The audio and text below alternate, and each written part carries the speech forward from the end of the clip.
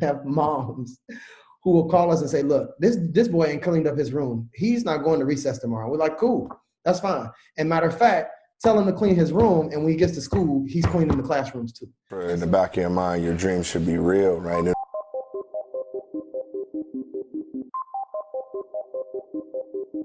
Thanks all for tuning in to Dreamcatchers, where we make things happen. Dreamcatchers was formally launched to unlock the hidden potential in successful, self-motivated individuals who desire to take their life's work to the next level but need support to evolve. We are a collective group of professionals with various backgrounds that use our talents to assist those individuals in realizing their wildest dreams by providing education, inspiration, and direction. This podcast is where we share the lessons we've learned along the way to catching our dreams and give you some context around the how and the why to each approach to put you further ahead on the journey to catching your dream. Are you ready? Hey, everybody, and welcome to the Dreamcatchers Podcast. I'm your host, Jerome. I've got the distinct pleasure of having Rictor Craig with me today. Again, Richard Berryman reached out through his network, and he said, Jerome, you got to talk to this guy. He's got a charter school on par with what LeBron James is doing in Ohio. That was the intro, Rictor. I said, what? I said, LeBron, like King James, like the basketball superstar who went like straight out of high school into the league. He said, this guy has a charter school on par, and it's in D.C., which is even more challenging. I was like, man, let's see if we can get something set up. And after a number of iterations, here we sit today. So, Rictor, if you don't mind, give the listeners a little bit about your background and how you got into this endeavor. Oh, wow. Well, thank you for having me on the podcast. You are actually my first podcast, like legit first podcast. So super excited about being on and just talking about the work that I do. I was born and raised in Chattanooga, Tennessee. Graduated high school and went to North Carolina A&T State University for undergrad, Aggie Pride. And at the end of my senior year, as I'm preparing to, move on and graduate and do life, I knew I wanted to go to law school, and I had applied to a whole bunch of law schools, but nobody was, nobody was connecting back with me. And I was like, wait, I need a plan B. And so I immediately started researching graduate schools. Had no idea, had never wanted to be in education. Like if you had asked me, if you had told me that I was going to be a teacher when I was in high school, I would have definitely laughed you out. I would have laughed at you and would have told you to get out. I was a troublemaker in school. I mean, I have stories after stories after stories around just, just my behavior in school. I was a great student, but I was horrible when it came to just behaving. And so graduated, didn't go to law school. Instead, I ended up attending Morgan State University for graduate school. And that was because I hadn't heard back from any of the law schools, decided that I wanted to apply to Morgan, found out the day that I wanted to apply that the application had closed a week earlier. And my work study advisor was like, why don't you just call them? And I was like, well, it's closed. And they said, well, just call and see what they say. Hopped on the phone, ended up speaking for an hour to who I thought was just, a representative of the program. And she actually was the person that admitted students. And so over the phone, she admitted me into the program and gave me a full scholarship over the phone from an hour conversation. And so at that point, like I knew that is where I needed to be. And I started getting law school responses that next week. And so I made the decision to go to grad school at Morgan State. And as a part of the program, I taught full-time in Baltimore City Public Schools. And that changed my life. Like it changed everything for me, because the first day that I stepped into the building, I was 20 years old at the time. And I was teaching 11th and 12th graders, and they were like 19. And so, but they never challenged, like I just always believed that if I treated kids with respect and loved them like they were my own, then everything will work out. And that's just what I've lived by. And it has never failed me. I still keep in contact with my kids from Baltimore City. And that really shaped me in education. I was anybody who I taught my first year, if I ever see them, I'll apologize to them. I was a horrible first year teacher, horrible. Not that I couldn't manage a classroom, not that I didn't know content. I just teaching is a craft, and you have to hone that craft, and you have to get better at that craft. And my first year, man, I apologize to all of the children that I taught in my year one. But I fell in love with it. I fell in love with the kids. I fell in love with just the idea of changing lives every day and being able to see that, see it to the other side. And so, I just dove in and I immediately became really good at teaching. I spent 3 years teaching in Baltimore City and then transitioned into Washington, D.C., where I stayed with the same network for the last 15 years. And in that particular network, I was a teacher leader, became a curriculum coach, a coach of teachers, then went into a resident program where I was the resident principal of one of the schools. I then took over one of the schools, which was Friendship Woodridge. And in 12 months, I took the school from being middle performing to high performing in Washington, D.C. And we also became an international baccalaureate school during that time as well. And so for me, at that time, the youngest leader in the network, and certainly one of the youngest leaders in DC, it was pretty much unheard of to move a school to high performing that quickly while also attaining international baccalaureate status. So, but I always knew that I knew what I knew. And I had a very, very, very strong coach that I just listened to everything he would tell me and just got better faster. And so after that, I'd always wanted to do gender specific work. And the school district that I was with, we then in turn started to develop an all boys school. And as I was developing the all boys school, I got approached by Sean Harnett, who is the founder of Statesmen, along with me and three other guys. And he said, "Hey, what do you think about you joining me to open up this all boys school?" And I'm like, "What? Absolutely." And so from there, it was no question. We iterated and talked, and just the conversation was rich enough for me to know that that's what I needed to do.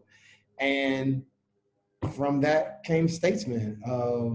We are an all-boys public charter school specifically designed, and I think it's important for people to know and understand this because I don't get a chance to say this much unless people ask me. We are specifically designed for boys of color, and that's important to say. Anybody can come, but you're gonna get a whole bunch of blackness. We're gonna teach you a whole bunch about who we are and why our contributions are important. And so our boys just get steeped into just rich African-American history and African history. A big part of our program is that we use the Middle Passage as the foundation of everything that the boys learn. And so from 4th grade to 8th grade, we're a 4th grade to 8th grade campus, they learn about the Middle Passage. And in 8th grade, they're going on the Middle Passage. And so we want them to know as much about it so that it's super relevant when they're standing in Africa and they've read and talked about all of the things that happen to our people. I can't wait. Wait. You're taking middle schoolers? They'll be in 8th grade. Yeah, they'll be in 8th grade at that point. To Africa. To Africa, and they're going to take the whole Middle Passage. They're going to take the whole Middle Passage. Get on a boat and sail back.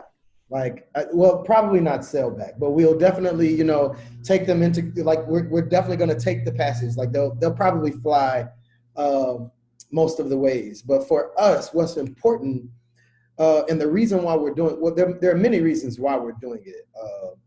but some of the most important reasons is just relevance for our boys. Like if they know who they are and they know their history, they'll have much more pride in why we're pushing them so hard. And they'll understand much more when they go to high school why they need to be sitting at the front of the class, why they need to be in their books.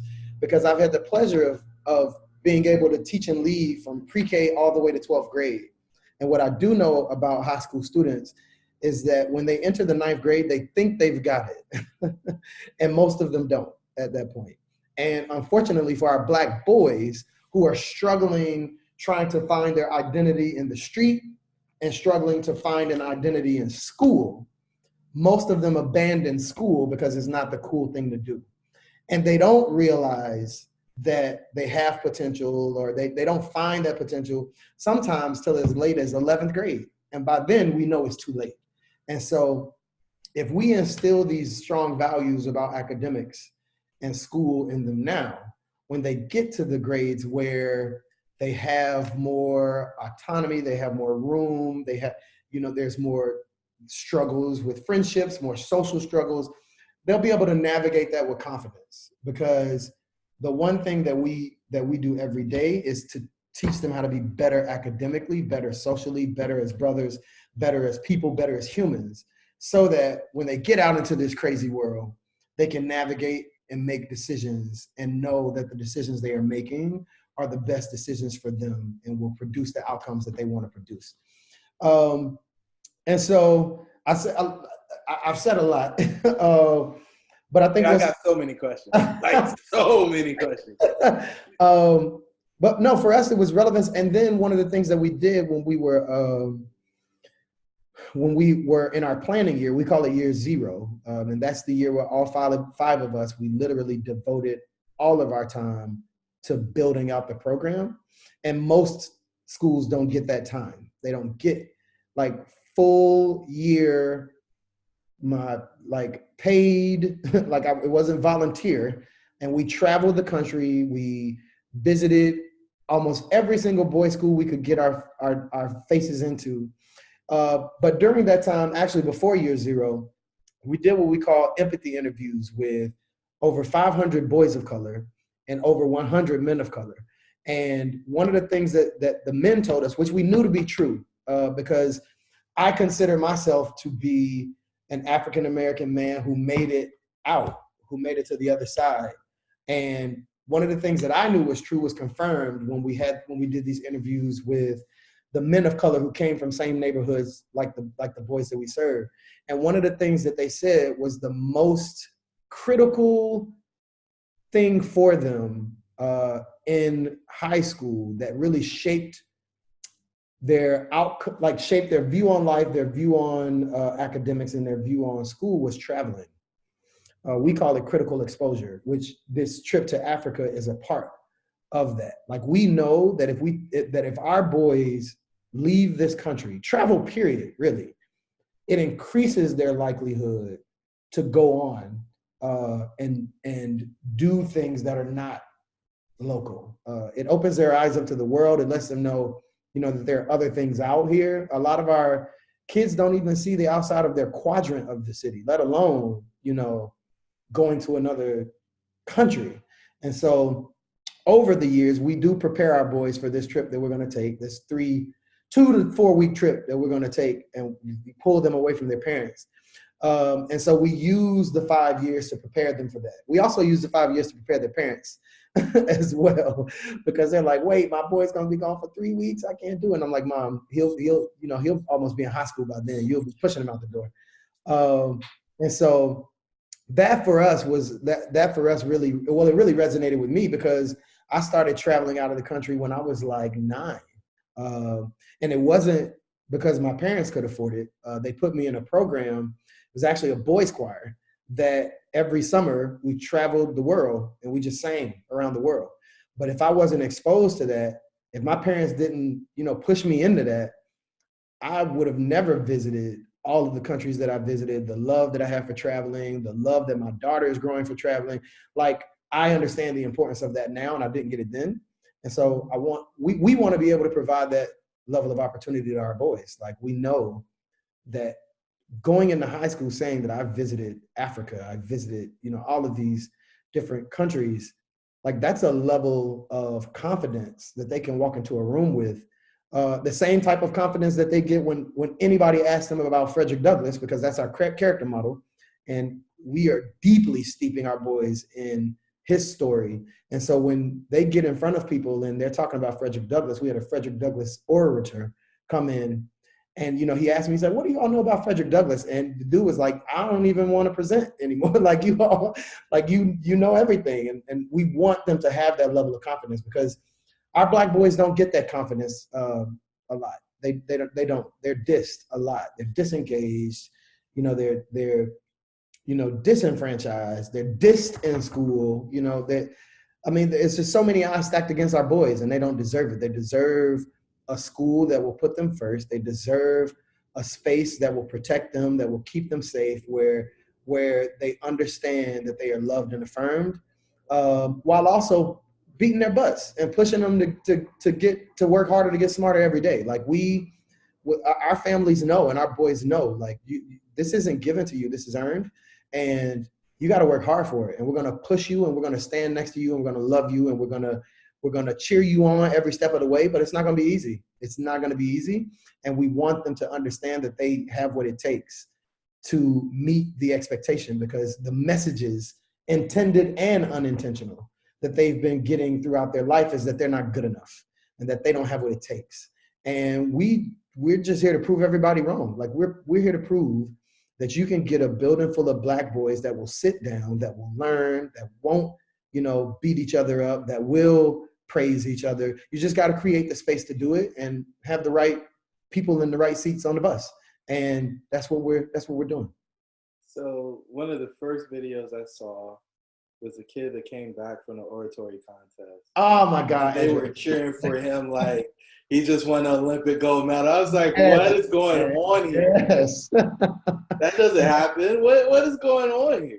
It was, so literally I'll walk you through what happened, because a lot of people truly believe that everything that I put on our social media is staged. None of it is staged. None of it. I literally walk into my classrooms, take pictures, or I have my camera out when something's going on and I just tape. And what happened that day? So Edric and two other of our scholars had been working for like 3 weeks, and they were a part of a Frederick Douglass oratorical contest. And it was open to any student in the city from 4th grade to 12th grade. It was open to the students. And they had like practice, and they worked with one of our staff members, and they got feedback, and they just kept working. And so they went, they did the speech, and it took them a week to decide on the winners. But we were really confident, because Edric, like, he came with it. I actually posted his video, the actual video as well. But he really came with it. And so that day, we held him upstairs at the beginning of lunch. And, every morning we come together and we affirm the boys. They say a bunch of affirmations. They do a bunch of things with each other just to get them excited about the school day. And one of the things that they do is say our school chant, which is what one of the boys had called off when Edric walked in the room, because what I literally said was, we had found out about 10 minutes before lunch that he had actually won. And so, we were congratulating him, and he was like, "I won?" And I'm like, "Absolutely." And so we had him stay upstairs, and I literally went into the cafeteria and I said, "Look, guys, we just found out that Edric won," because we made a big deal of it before they went.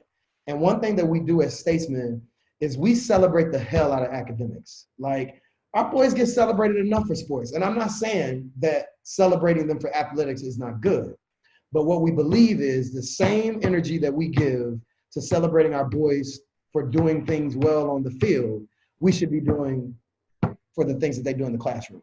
And so we've created an environment where academics are important. Like, we celebrate the hell out of them when they do things academically and socially. And so I literally walked in, I said, "Hey guys, we just found out that Edric won. When he walks through that door, I need y'all to celebrate him." And I didn't, tell him anything. I just said, celebrate him. And that's what they did. And for me, it just affirmed that we are teaching our boys that they are true brothers to one another, And we tell them all the time, we celebrate every win. Even if you don't win, you celebrate the people that do because you want them to do it for you. And so that's what they did. I mean, they were in the chairs, on the tables, and I'm like, go for it. Like, because he needs to understand this is a big deal. And that moment could change his life forever. Forever. That one moment can change his life forever. And my goal is for every single one of our boys to experience that type of moment in our school, because they need to know, like, we got your back. We love you. We want you to win out here. And if you win, we win. So we got to celebrate you, like, because it's our win too. So you talked about a 0 year. How did that get funded? So Sean Hartnett is just amazing in the work of education. And he just is really good at raising money. And I will attribute all of that to Sean. Like, he got the dollars to be able to pay 5 people full-time salaries for a year. But that's what was needed in order to do this work right and do this work well. Like, we have to start putting in the resources that other quadrants of the city get, that faces that look like ours, that faces that don't look like ours get. We got to start putting those same resources up for our boys and girls of color, because they deserve it. Like, they deserve it. I don't argue with anybody about the stuff that we do for our boys, because our boys deserve it. They deserve a space. They deserve a school space that they love, that they're excited to come into. They deserve classrooms that they love and are excited to come into. They deserve humans that will treat them like humans and that they're excited to see. They also deserve to be pushed, and they deserve, like, to be held to high expectations. Like, we found out very quickly that our boys were not really being made to meet high expectations. They just weren't being made to do it. And for us, it's no excuses. Like, our boys literally, day one, if you're a brand new student with us, you start out learning on the floor. You start out with nothing. You earn your chair, you earn your desks, you earn your classrooms, you earn your teachers, you earn everything that you get from us. But what I can tell you is that teaches our boys to appreciate the space that they have. It teaches them to appreciate the things that they're given. Our boys clean the cafeteria, our boys clean the classrooms, our boys clean the hallways, like, they do it all. Because in order for us to say that this is your space, you've got to treat it like it's your space. And so, we do a lot of things that other schools don't do. And our families support us in it. We explain to them why we do the things that we do, because every decision that we've made, every picture on the wall, every post on the wall, every item in the school has all been mapped back to what makes a successful space and place for boys of color. And so we're very intentional about those things, and we use data, we use research, we do our own research. We try, we fail, we try, we succeed, we fail, we succeed, we fail, we fail, we fail, we succeed, and we just keep doing that until we get it right. And because that is what our boys deserve. They deserve everything that has been taken away from them, that has been stripped from them. So this is crazy. I don't even know where to go. There's just so many ways I could go. But I guess the most logical place for me to go is, once you know that you guys had something, right? Because you exited public school. Yeah. You sat for a year, and then kids showed up at some point. But how did you know, like, here we go? Man, that's a great question.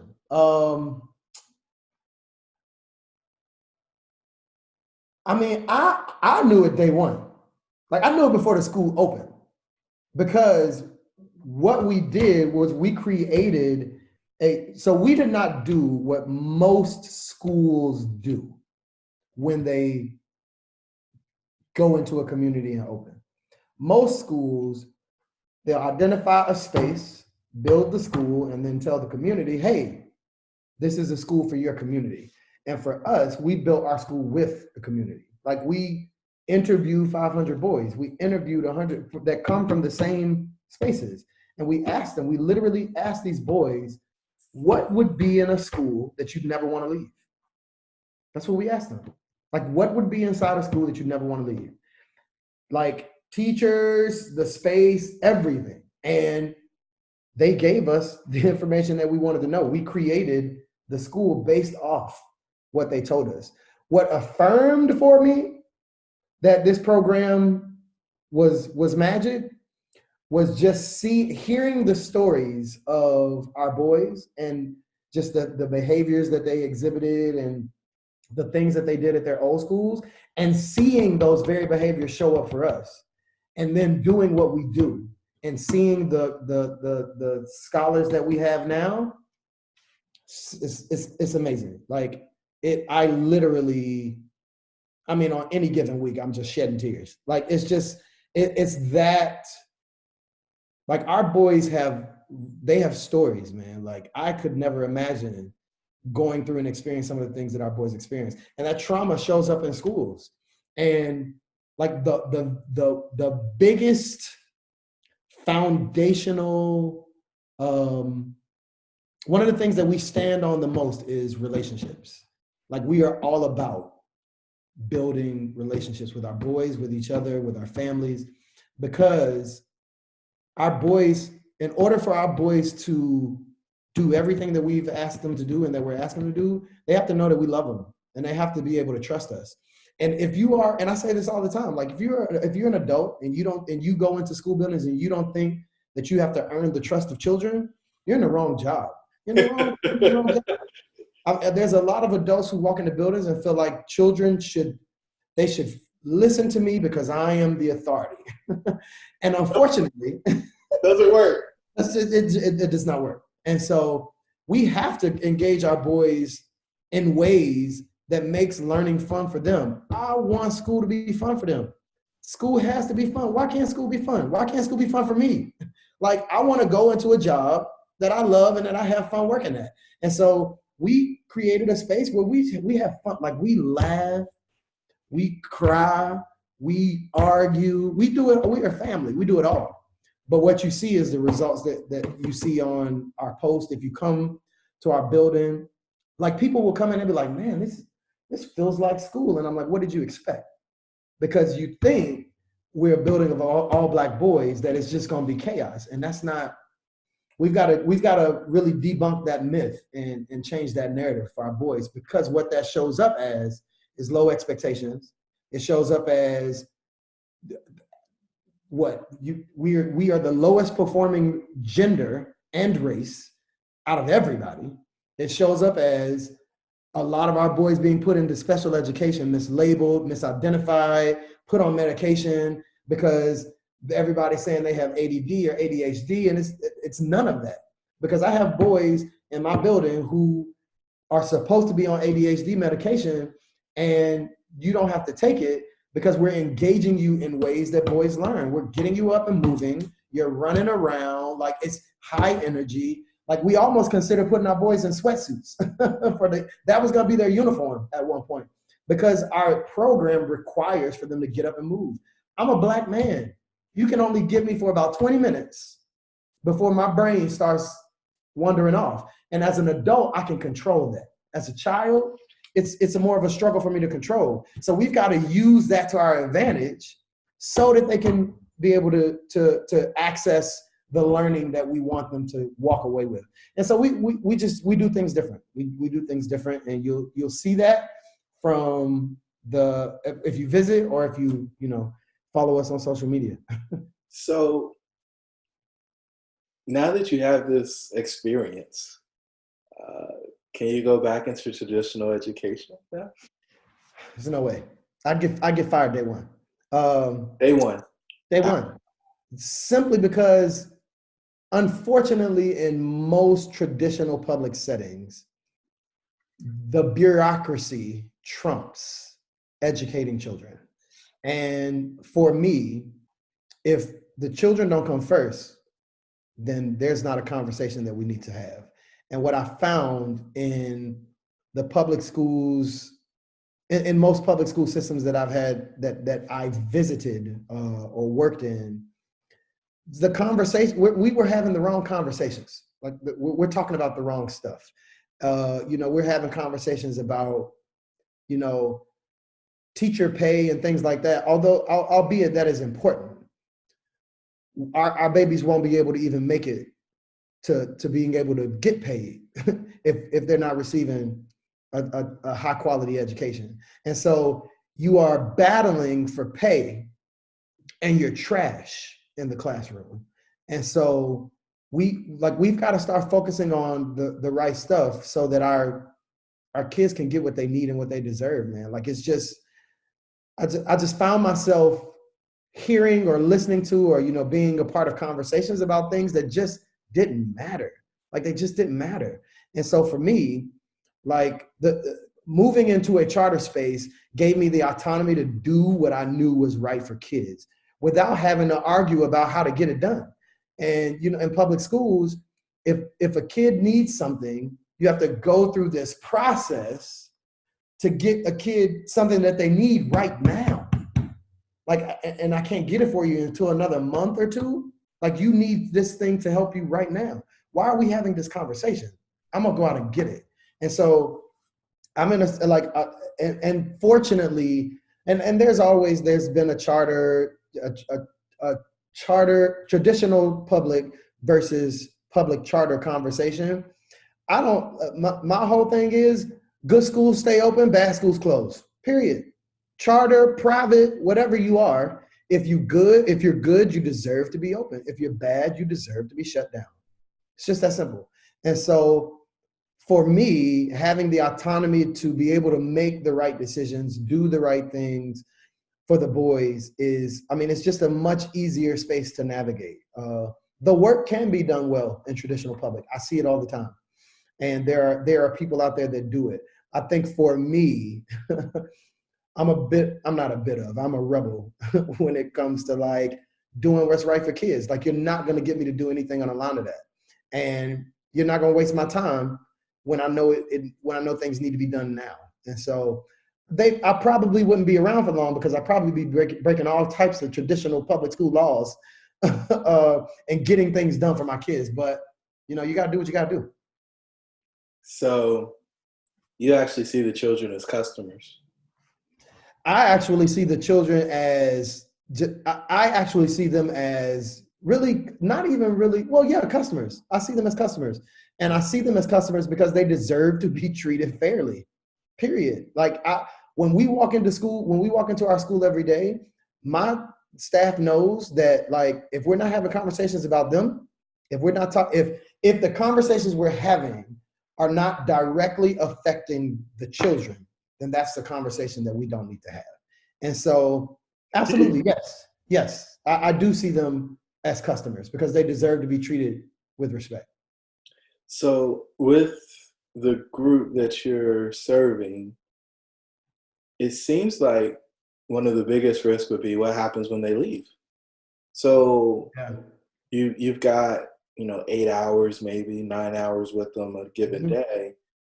The balance of that, the other 15 hours, they're probably in a space that isn't desirable. So how do you guys combat that, and what happens when the phones start ringing after hours because there's issues?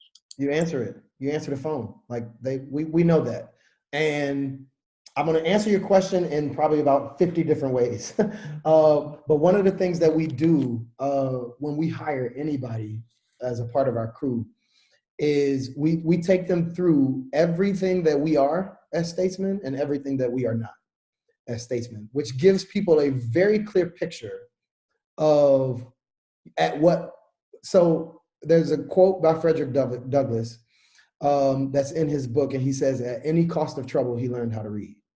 And for us, it's at any cost of trouble. Like, we do what we have to do to make sure that our boys, they close those gaps and they're on or above grade level. And so for us, we will always have to combat their communities. We will always have to combat that. And I think every school has to combat that.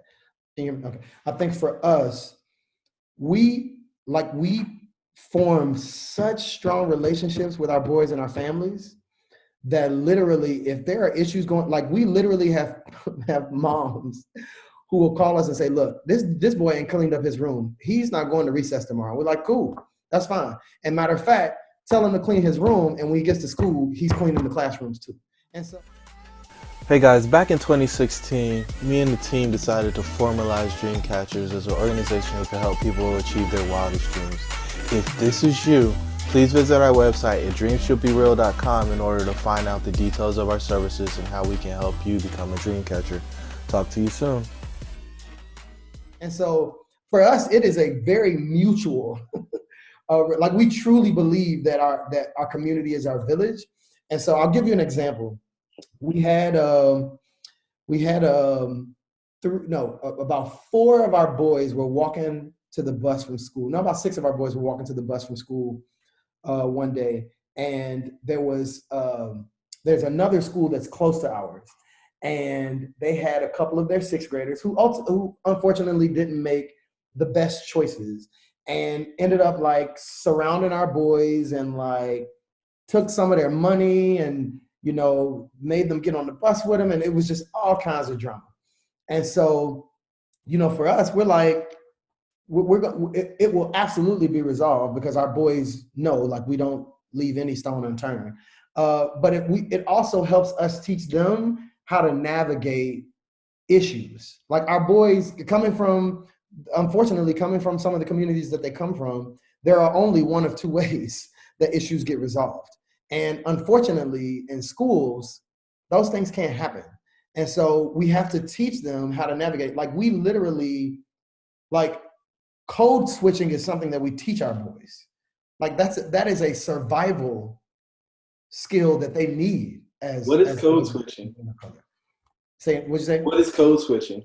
So code switching is the ability for me to be able to walk into a room with people that don't look like me and use the king's language well, and to be able to woo a crowd or, you know, speak to a CEO or whatever, and then turn around and go and talk to my homie like I talk to my homeboy. And so our boys need to understand the power of being able to take charge of language and use their social skills in whatever way they need and however way they need to navigate in whatever space that they are in.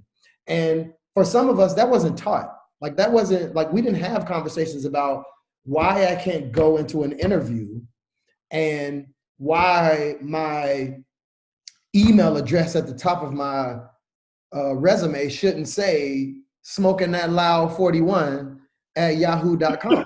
Like those things should not happen, but they do. Like those things happen. And I use them as teachable moments when, you know, when men or women or whoever they are come and they interview, because people deserve to know, you know, like these types of things you should pay attention to those.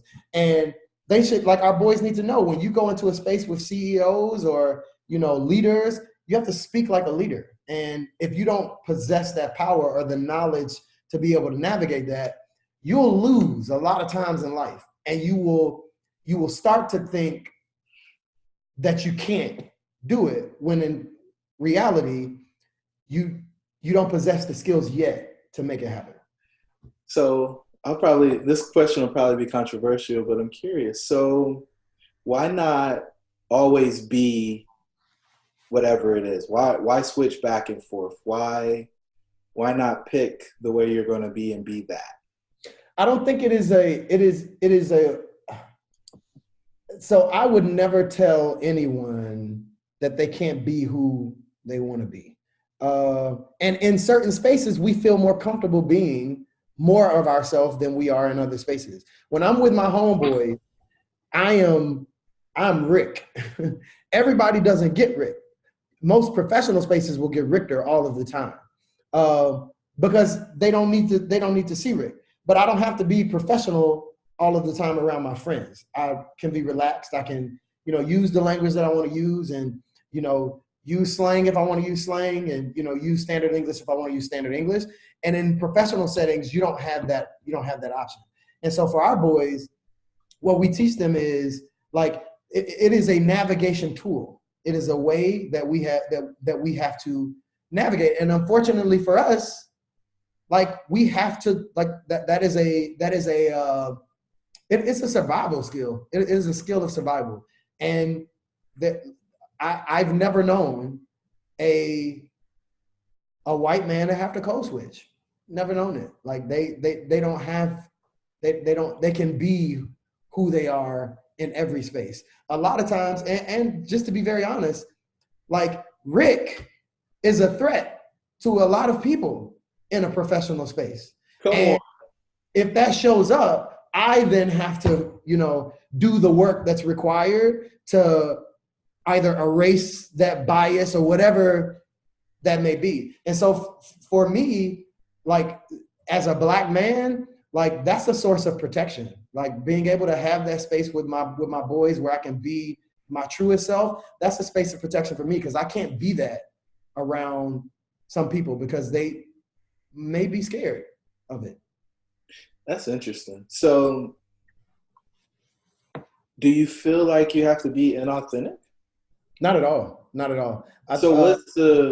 So peel the onion for me. What's the difference between code switching and putting on a mask or pretending or being inauthentic?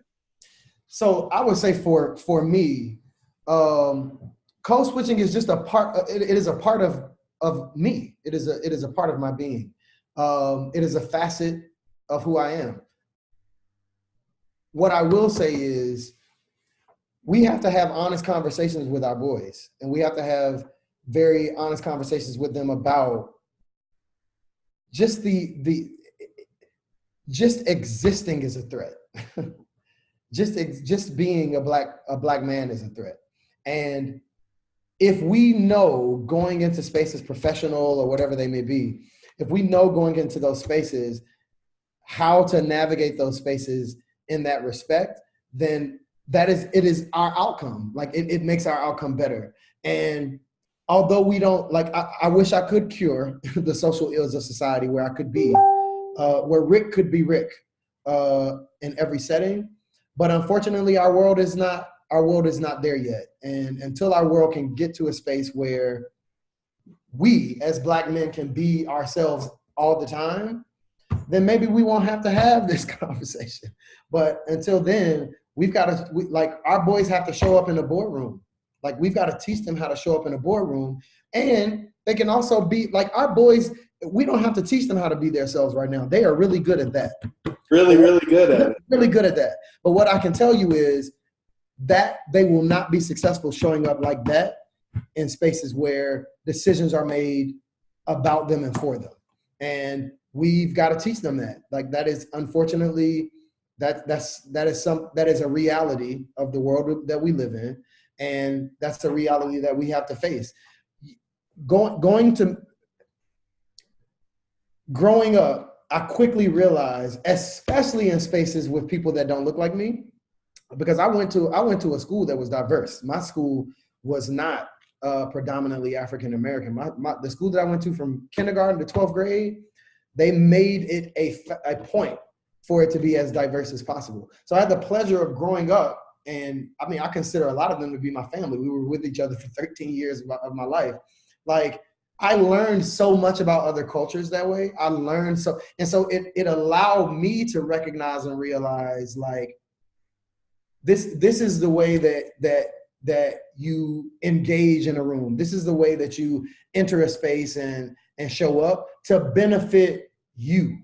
And if we don't teach our boys that, they're going to walk into spaces and quickly be discredited. Quickly. Yet again, another diss for our Black boys. They're going to quickly be discredited and think that they can't do. In reality, it's not that they can't do. We got to get our foot in the door somehow. And this is yet another way to do that. What discredits them?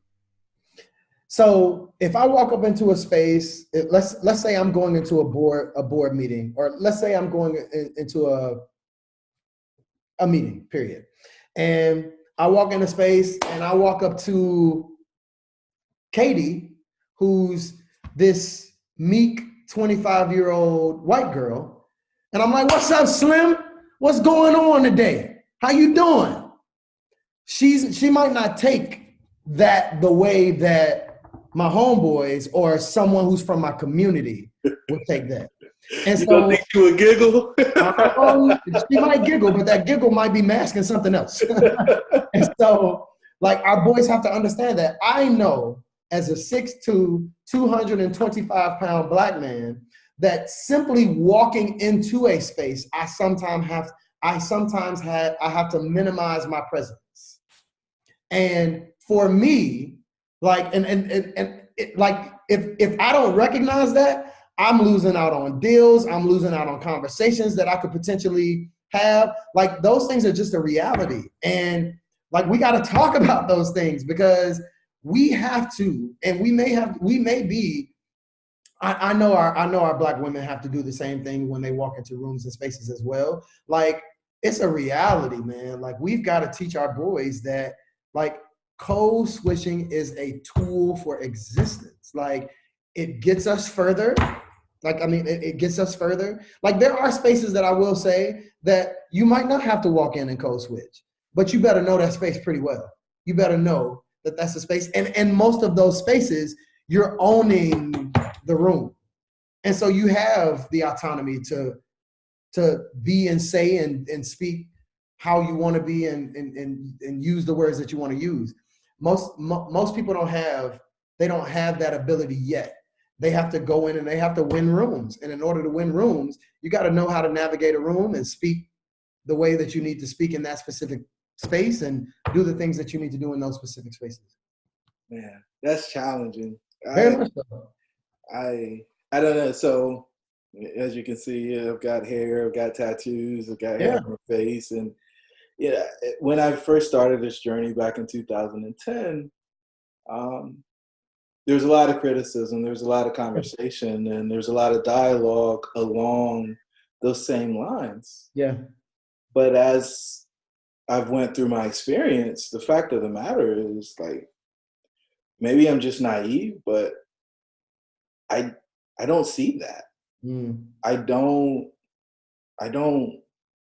That's not my experience. And so it's interesting. And I've actually had this debate with a few people with regards to, like, my kids. Like, we're not having conversations about racism unless they have an experience where we need to talk about it. Yeah. And maybe my parents didn't do it the right way, but we didn't have conversations about that. Just go up, do your best. And we grew up the same way. My family, like, there was no intentional, like, sit down, this is what racism is. But what I will say is, our kids, like, the kids these days, are experiencing much more racist interactions than, like, I read an article the other day that says that Black children on a daily basis experience in between 5 to 10 racist encounters a day. How? A day. Whether it's through a microaggression, whether it might not be overt racism, but it is some sort of interaction that has racist undertones, or it could be overtly racist. And, like, our kids, they step out into a world that doesn't see them as human.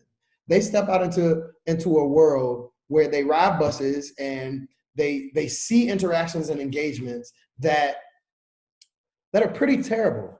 And we're asking them, and what I can say is, especially in communities like the community that we serve, where potentially, because I don't want to put all of my boys and all of their families in the same grain, potentially you're going home and you're not seeing positive ways to interact with people. And so that alone could lead to many other things, especially when we get older, and if we have to go into rooms where we have to have conversations. What I can tell you is, I don't consider I have tattoos as well. I don't consider your tattoos to be anything aligned with a conversation about code switching. Code switching is understanding the power of the English language and how to use it in a way that benefits you. What I will say is, if you walk into a room where you have the ability to get millions of dollars in funding for your podcast, you're going to look around that room and see what the current of that room is, and you may possibly go in with that current. before you decide or before you determine, hey, I can let my guard down or I can talk like I'm talking with my homeboys. Now, if you talk, I don't talk to my homeboys like I'm speaking in a boardroom. It just, that's not the level of comfortability that I have with my boys. But if you get into a room and you see that you can make those changes, by all means, do that. I have not been in a space yet where Rick could be Rick and it will land the way that I need it to land. But so, it's being able to navigate. Code switching is being able to know that and navigate that. So riddle me this: which one do you think is more beneficial for you, being Rick or being Rictor? I think both. Honestly, I think both, because if I don't have, like, if I take some of Rick and it is woven in to who I am professionally. Most people know Rick is coming when there's a problem. The closer we get to Here we go. The more Rick shows up. And that is the way that it is, but that benefits me at work. But also in my day-to-day life, I've had times where I've had to go from Rick to Rictor in a space where people would take me more serious. And it may not be with my boys. I may just be out in public and they see this black man because, I'm not always suited and booted. When I'm out on my own, I got on, my nice pair of shoes. I'm dressed up or dressed down. And people associate the way that I dress with a particular type of behavior, with a particular type of person. And so people will attempt to come at me like that, and then I'm gonna have to switch it up on them. And so they're like, oh, okay, so I can't talk to you this way because you understand how to navigate and have conversations in a way that allows for you to walk away knowing exactly what it is that I need to tell you. And so I honestly don't think that there's there's detriment in not being able to be both. For me, it just allows me to know that I have a skill set that allows me to do that, because I know people who struggle, who don't have that skill set, and they L after L after L after L, and they don't understand why they're taking all of these L's, and they're getting in rooms where and it's especially important when people are giving you things because of you. It's especially important for that. And but so, isn't it important that they know who they're giving it to, though? Like me being Rictor in a room, Rick's values are no more different than Rictor's. They're not two different people. Now you're talking. And so, it is who I am, and Rick is who I am when I'm around people that I am comfortable with. And it's the presentation, but not the actual content. It's the lack of presentation, actually. Exactly. I think when I'm with my boys, I'm not worried about presenting. And so I'm being the raw me. Everybody doesn't deserve. So you're not managing perception. Absolutely. Absolutely. Right.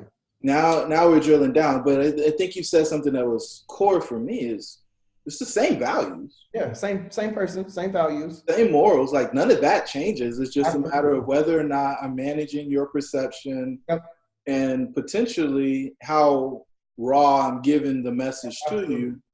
But in the end, I'm still communicating the same message because it's coming from the same guiding Exactly. Principle. My message will never change. How I tell you the message might change. Got it. And you almost got me there when you were like, hey, command of the English language matters, right? Yeah. And, which words you use in order to communicate the point matter.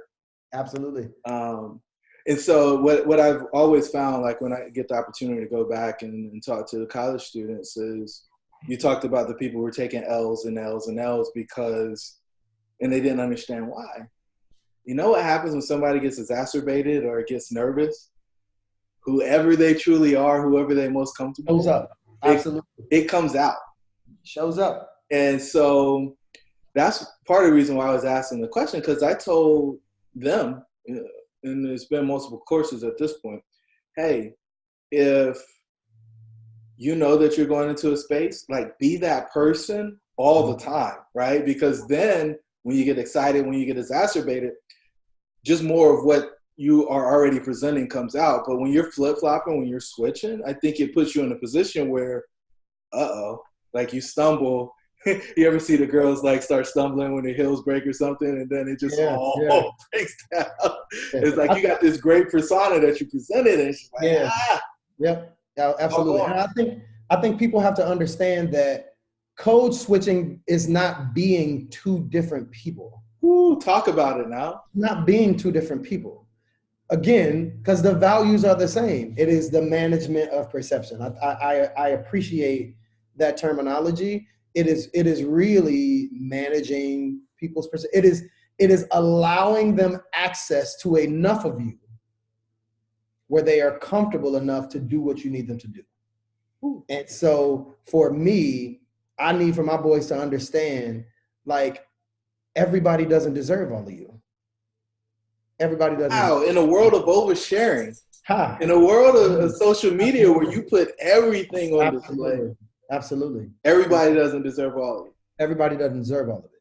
And you determine how much of yourself people get.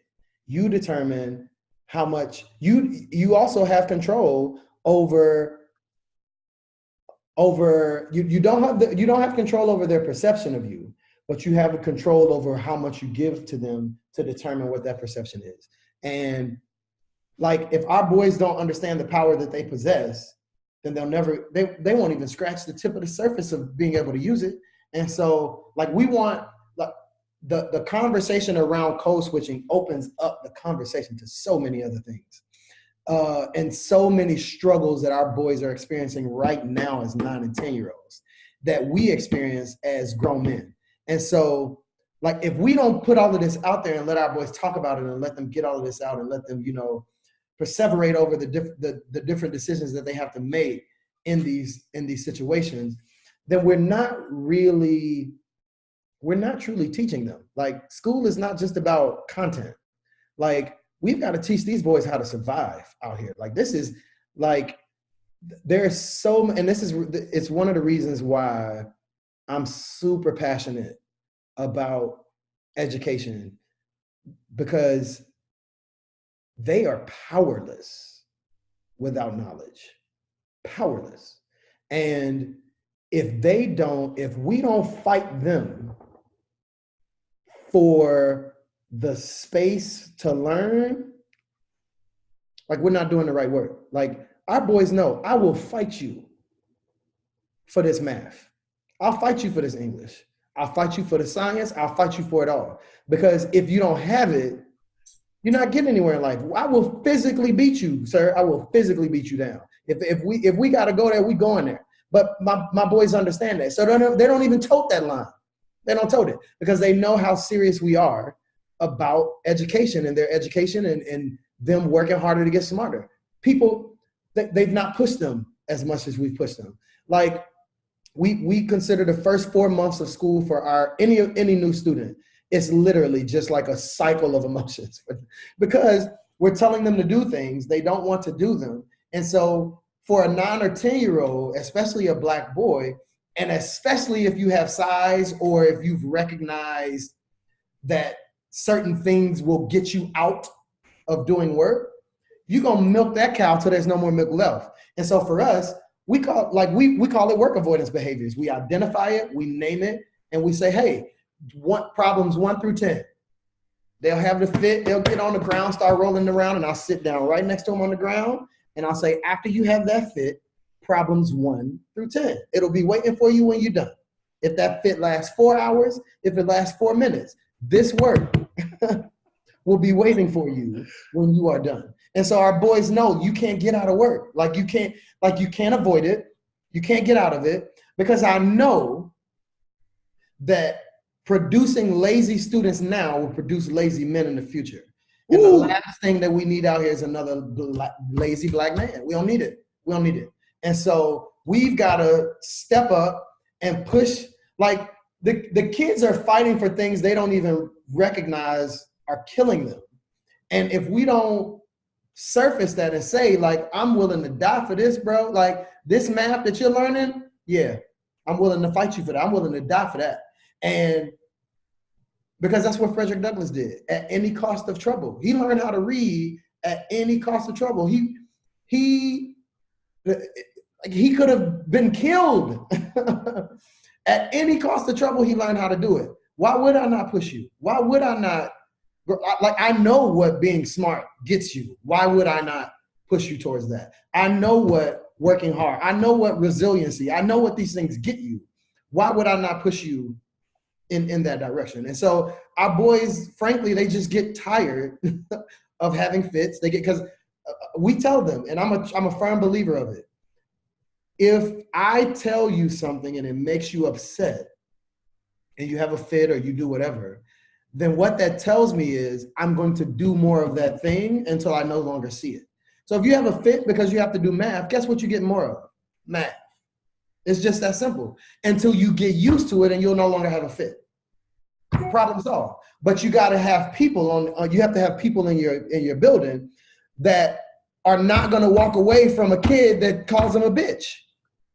That's not going to get upset and threaten to quit, when a kid cusses you out, or when a kid just cusses you out. Like, we've got to get to the other side of that. I'm not saying you excuse it, by no means. But you also have to recognize that these are children, and they're gonna do whatever they think that needs to be done in that moment to get out of whatever it is that you're trying to get them to do. So if that means the bitch word might have to fly, they're gonna try that thing. And if they see it works, then they're gonna keep doing that thing. If they don't see that it works, they're gonna stop doing it. So I'm gonna give you more of this math so you can get used to it. And then you'll no longer have the fits. It works every time. Every single time it works. And so for us, like, we just stand, like, we're not gonna be cowards. Like, I'm not scared of your mama. I'm not scared of your daddy. I'm not scared of your family. I'm not scared of none of that, because our boys now know that your mama and your daddy are on my side. We in this thing together. Like, this is community work. And I also know if I get you right, I'm probably gonna get your mama right too. This is generational work.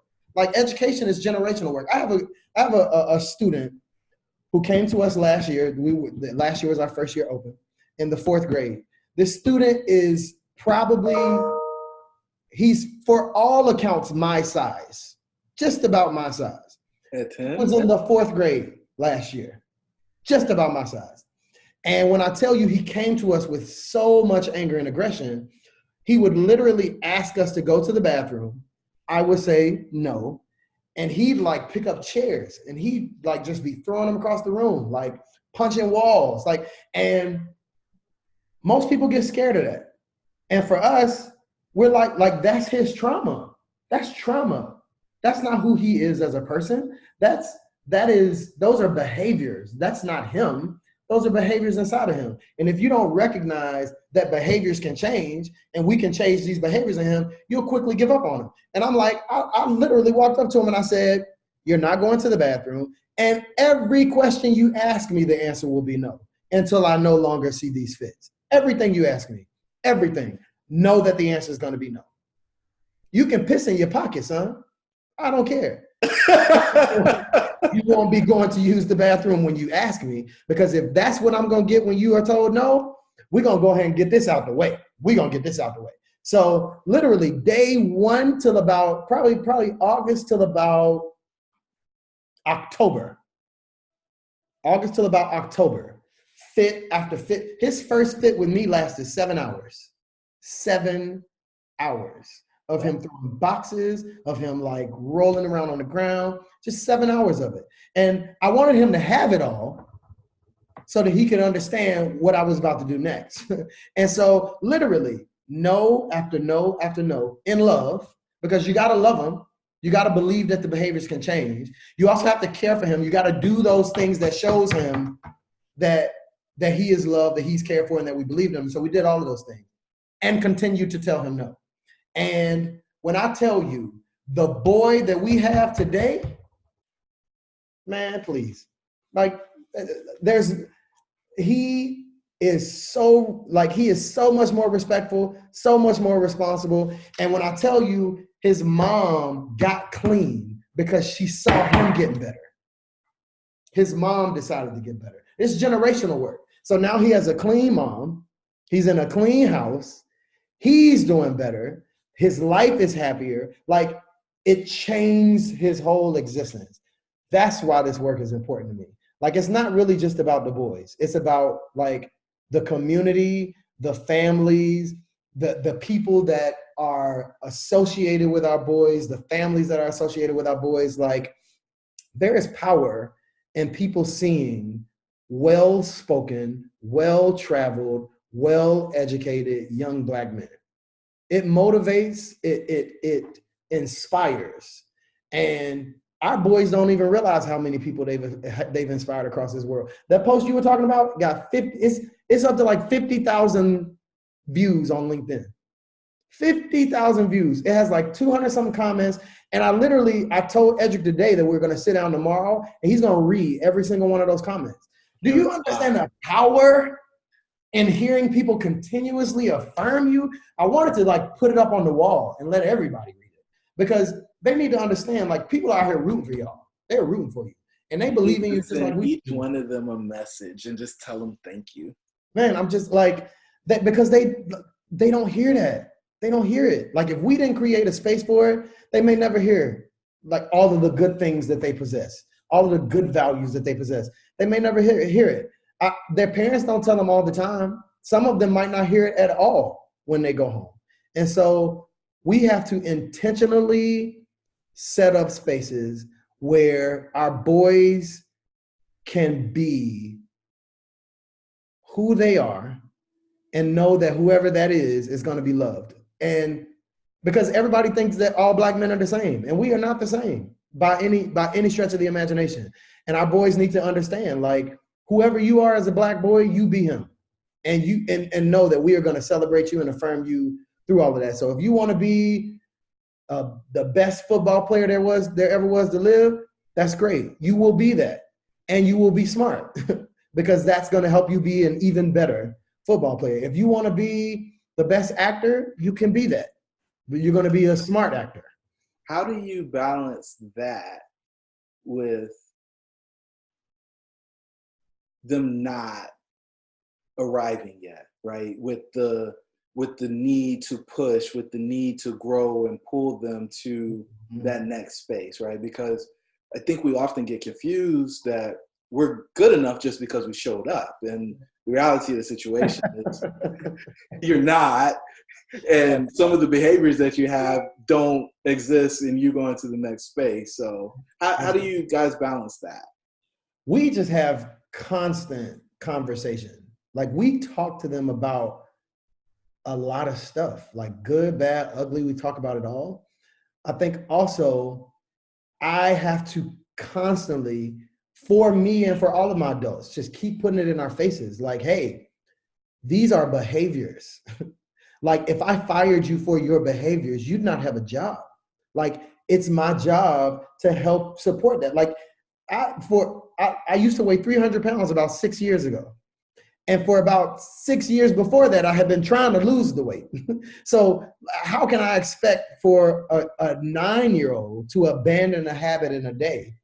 And some of us have had habits for 30 years that we ain't fixed. So, like, we have to understand, like, it's a process. And we have to have that level of patience while also holding them accountable in the meantime. Like, it's not saying that you are free of consequences by any means. What it is saying is, like, we're gonna hold you accountable, but we're also gonna love you while you get it right. Like, you're gonna get it wrong and you'll get it right. And you get it wrong, you'll get it right.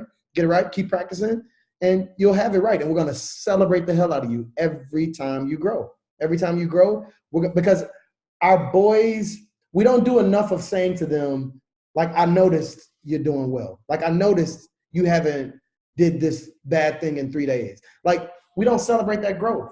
And we have to celebrate those small wins, because they need to know, like, we see you. Like, we see you doing this. We see you winning, because I'm a true believer that people don't win because they've never felt what it feels like to win. And the moment you experience that feeling, you're gonna want more of it. And so I've got to never want to lose again once you win. Exactly. And so I've got to create the space for you to win so you can know what winning feels like. Yeah. And once you know what it feels like, you're never gonna want to let it go. And so that's really why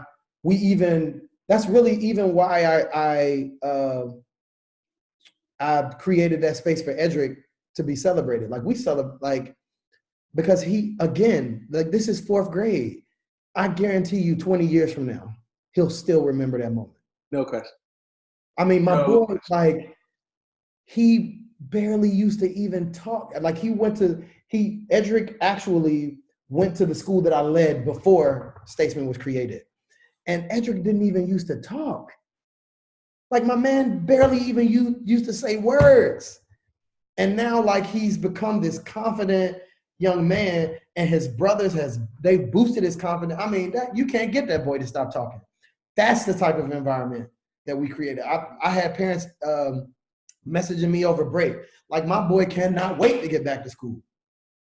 And that's all they were talking about while they were on break. School. That's what we want to create. That's like, I want to create spaces for boys where they just run to school. I mean, just run in, because they don't get that. They don't get that. And then what it looks like for them in high school, because they're more likely to be suspended, because they're more likely to be arrested, what do we see? High spikes in suspensions, high spikes in arrests in high school. Like, we're setting them up to be a part of this industrialized prison system. Like we're literally walking them into prison. Like, and it pains me to say that there are educators out here that are literally walking these Black boys into prison, and they don't even realize it. And we've got to change that. Like, we've got to stop allowing people to do what they do to our Black and brown kids. Like, this is a civil right. Education is a civil right, and we've got to treat it. We got to treat it as that. Wow. So we've been going for a while, and it's obvious that you've caught your dream, and you're in the middle of just rolling around in it. And I appreciate it, man. I love it. What's the one thing you want people to take away from this conversation if they missed the whole thing? What's the big takeaway? The big takeaway for me that I want people to understand is that Black boys deserve to exist. They deserve to learn and not have adults lack the belief that they can, because we've got to check like this. We don't have time. Like, our boys are dying. And if we don't get exists and you go into the next space. So how do you guys balance that? We just have constant conversation. Like, we talk to them about a lot of stuff, like good, bad, ugly. We talk about it all. I think also I have to constantly, for me and for all of my adults, just keep putting it in our faces. Like, hey, these are behaviors. Like, if I fired you for your behaviors, you'd not have a job. Like, it's my job to help support that. Like, I used to weigh 300 pounds about 6 years ago. And for about 6 years before that, I had been trying to lose the weight. So how can I expect for a 9-year-old to abandon a habit in a day? And some of us have had habits for 30 years that we ain't fixed. So, like, we have to understand, like, it's a process, and we have to have that level of patience while also holding them accountable in the meantime. Like, it's not saying that you are free of consequences by any means. What it is saying is, like, we're gonna hold you accountable, but we're also gonna love you while you get it right. Like, you're gonna get it wrong and you'll get it right, and get it wrong, you'll get it right, keep practicing, and you'll have it right. And we're gonna celebrate the hell out of you every time you grow. Every time you grow, because our boys, we don't do enough of saying to them, like, I noticed you're doing well. Like, I noticed you haven't did this bad thing in 3 days. Like, we don't celebrate that growth. And we have to celebrate those small wins because they need to know, like, we see you. Like, we see you doing this. We see you winning, because I'm a true believer that people don't win because they've never felt what it feels like to win. Ooh. And the moment you experience that feeling, you're going to want more of it. And so I've got to never want to lose again once you win. Exactly. And so I've got to create the space for you to win so you can know what winning feels like. Yeah. And once you know what it feels like, you're never going to want to let it go. And so that's really why I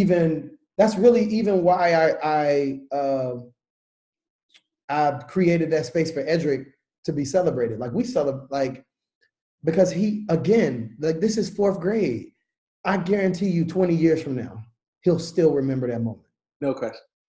I mean, my boy, like, he barely used to even talk. Like, Edric actually went to the school that I led before Statesmen was created. And Edric didn't even used to talk. Like, my man barely even used to say words. And now, like, he's become this confident young man, and his brothers they've boosted his confidence. I mean, that you can't get that boy to stop talking. That's the type of environment that we created. I had parents messaging me over break, like, my boy cannot wait to get back to school. And that's all they were talking about while they were on break. School. That's what we want to create. That's like, I want to create spaces for boys where they just run to school. I mean, just running, because they don't get that. They don't get that. And then what it looks like for them in high school, because they're more likely to be suspended, because they're more likely to be arrested, what do we see? High spikes in suspensions, high spikes in arrests in high school. Like, we're setting them up to be a part of this industrialized prison system. Like, we're literally walking them into prison. Ouch. Like, and it pains me to say that there are educators out here that are literally walking these Black boys into prison, and they don't even realize it. And we've got to change that. Like, we've got to stop allowing people to do what they do to our Black and brown kids. Like, this is a civil right. Education is a civil right, and we've got to treat it. We got to treat it as that. Wow. So we've been going for a while, and it's obvious that you've caught your dream, and you're in the middle of just rolling around in it. And I appreciate it, man. I love it. What's the one thing you want people to take away from this conversation if they missed the whole thing? What's the big takeaway? The big takeaway for me that I want people to understand is that Black boys deserve to exist. They deserve to learn and not have adults lack the belief that they can, because we've got to check like this. We don't have time. Like, our boys are dying. And if we don't get this right, like, we are a part of the problem if we don't do this right. And like, for me, it's like, look, if it ain't about the kids, it's not about anything. So if you're in education and you're having conversations and they're not about the children, you're having the wrong ones. Wow. I appreciate you and the work you guys are doing. It sounds phenomenal, and you guys have just really gotten into it and hitting your stride. So I can't wait to see what the marathon looks like, because absolutely, man. I think you guys have a long track record. We just getting started.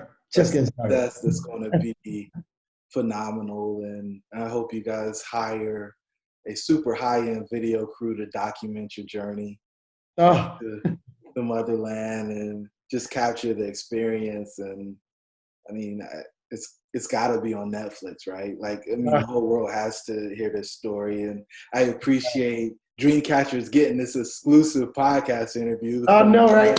And it's just my hope that we can share your story with some of the right people, and at least be a point of reference as you guys go out and tell the stories some more. Awesome. So to the listeners, if you made it to this point, you've absolutely loved what Rictor has shared. I think we've had a very intelligent, engaging conversation today.